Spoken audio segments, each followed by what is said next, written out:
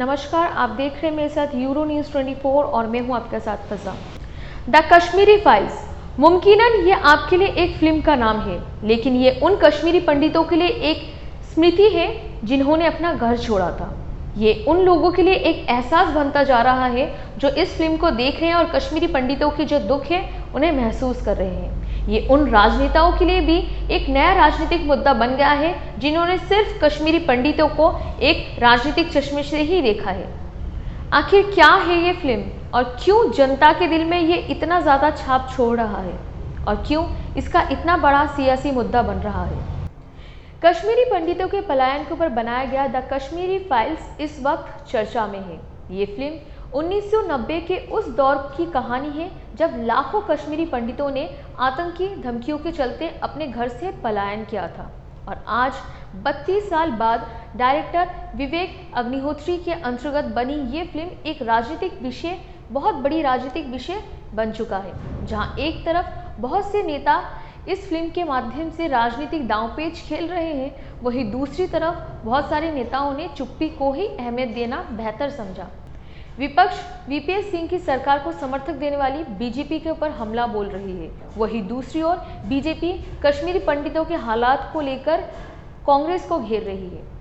जहां एक तरफ ये फिल्म मध्य प्रदेश, हरियाणा और कर्नाटका में टैक्स फ्री कर दिया गया है, वहीं दूसरी ओर इस फिल्म के ऊपर बहुत ज़्यादा सवाल पैदा हो रहा है। एआईएमएम चीफ असदुद्दीन ओवैसी ने इस फिल्म के ऊपर सीधा निशाना साधते हुए ये कहा है कि इस तरह की फिल्म एक ही समुदाय के तरफ नफरत फैलाने का काम करती है और इस तरह की फिल्म देश के जो शांति है उसे भंग करती है और ये फिल्म पक्षपात की गई है। ये फिल्म एक ही तरफ की कहानी को दिखाया गया है, पूरी कहानी नहीं दिखाया गया है ताकि देश की जो शांति है वो भंग हो सके। वहीं दूसरी ओर बीजेपी ने इसका पूरा समर्थन करते हुए ये कहा है कि ऐसी फिल्म बननी चाहिए ताकि जो कश्मीरी पंडितों का जो दुख था, जो इतने सालों से जो नज़रअंदाज किया गया है, वो लोगों के सामने आ सके।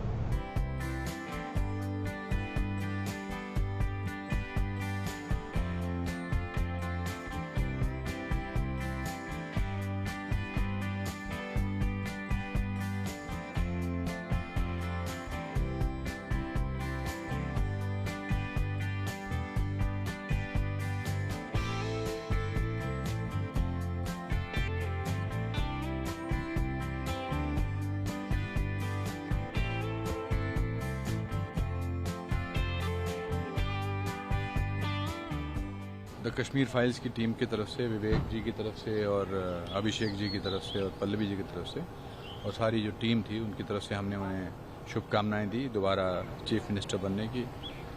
मंत्री जी भी थे, उन्होंने हमारी ये ऑर्गेनाइज की मीटिंग और उन्होंने हमें बधाई दी फिल्म की अपार सफलता के लिए और जो जिस कॉज के लिए फिल्म बनी है वो दुनिया तक पहुंची है। कश्मीरी पंडितों का, कश्मीरी हिंदुओं का जो दर्द जो पिछले 32 साल से छुपा के रखा गया था वो अब लोगों तक पहुंचा है।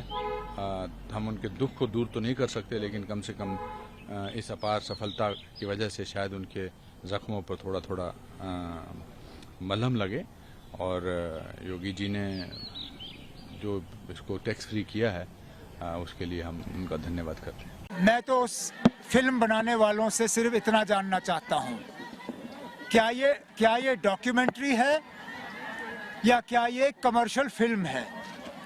अगर ये डॉक्यूमेंट्री है तो फिर हम मान के चलेंगे कि इसमें जो आपने दिखाया सही दिखाया है, लेकिन फिल्म बनाने वाले भी कहते हैं कि it is based on reality but it is not a documentary.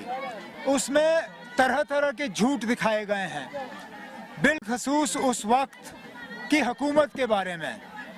हकीकत ये है कि जब ये वाक़ये हुए, जब कश्मीरी पंडित यहाँ से निकल गए, उस वक्त फारूक अब्दुल्ला वजीर आला नहीं था, उस वक्त गवर्नर राज था, जगमोहन साहब गवर्नर थे, वीपी सिंह साहब की हुकूमत थी और वीपी सिंह की हुकूमत के पीछे कौन खड़ा था?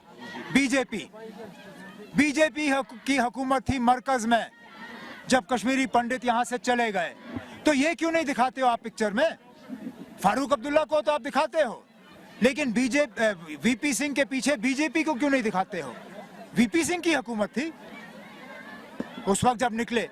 तो ना ये सच्चाई के साथ इस तरह खिलवाड़ करना ये अच्छी बात नहीं है। और आपने सही कहा, यहाँ सिर्फ एक कौम ने कुर्बानियां नहीं दी। अगर कश्मीरी पंडित मरे हैं, हमें उसका बेहद अफसोस है, नहीं होना चाहिए था। लेकिन क्या कश्मीरी मुसलमान नहीं मरे? क्या कश्मीरी सरदार नहीं मरे? अगर यहाँ लोग घर से निकल गए, बेघर हुए, तो उसमें सब मजहब के लोग शामिल हैं। मुसलमानों ने भी अपनी मकानें छोड़ के, कश्मीर छोड़ के, कुछ तो अभी तक वापस नहीं आए। हमारे सिख भाई बहन वो भी छोड़ के गए, हमारे कश्मीरी पंडित भाई बहन भी छोड़ के गए। हमें इस बात का अफसोस है और हम कहते हैं ना, माहौल ऐसा बनना चाहिए कि ये वापस आए। जहां एक तरफ ये फिल्म बहुत ज़्यादा तारीफें बटोर रही है, वहीं दूसरी ओर ये फिल्म देखने के बाद थिएटरों में बहुत आपत्तिजनक नारे लगते हुए नजर आए हैं। बहरहाल जो भी हो, इन सब विवादों से इस फिल्म को बहुत ज़्यादा फायदा होते हुए नजर आ रहा है। ये फिल्म बॉक्स ऑफिस पे बहुत ज़्यादा हिट रही और अभी तक ये फिल्म लोगों के ध्यान अपनी ओर केंद्र करने में सफल रही है। सर, एक क्वेश्चन की, जैसे केरला कांग्रेस की बात की गई जो उन्होंने ट्वीट किया था, तो अभी भी लोग ब्लेम गेम बीजेपी को बोल रही है और आपस में ये चल रहा है, और जो मेन है सफरिंग है कश्मीरी पंडित्स की, उसके बारे में बात ही नहीं की जा रही है। जिस तरह का प्यार, जिस तरह का तूफान इस फिल्म से खड़ा हुआ है, जिस तरह का सैलाब, लोगों का सैलाब जो इस फिल्म को देखने की जा रहा है, केरला कांग्रेस ने क्या बोला है वो इम्पोर्टेंट नहीं है। वो शायद इम्पोर्टेंस ढूंढने की कोशिश कर रहे हैं कि इस फिल्म के कलाकार, इस फिल्म के निर्देशक, उनकी क्या राय है उनकी स्टेटमेंट के बारे में। मैं उनको वो सुख नहीं देना चाहता। उन्होंने बोला है, उनको अच्छा लगा। हमारे देश में प्रजातंत्र है, राइट्स होते हैं सबको, कॉन्स्टिट्यूशनल राइट्स, उनको बोलने दीजिए। लेकिन अब धीरे धीरे लगने लगा है कि उनको कोई सुनते नहीं है, क्योंकि वो देश हित में कोई भी बात नहीं करते हैं। देश को कैसे आगे बढ़ाना है, कंस्ट्रक्शन, उनकी हर बात में डिस्ट्रक्शन है, कंस्ट्रक्टिव बात होती नहीं है। तो क्या ऐसे लोगों के बारे में बात करना जिनके देश के प्रति कोई प्यार ही नहीं है, उन लोगों के प्रति कोई प्यार ही नहीं है जिनको अपने देश में इतने सालों से रिफ्यूजी बनकर रहना पड़ रहा है। मुझे तो दया आती है उन पर, बहुत दयनीय स्थिति में है वो, अनफॉर्चुनेटली।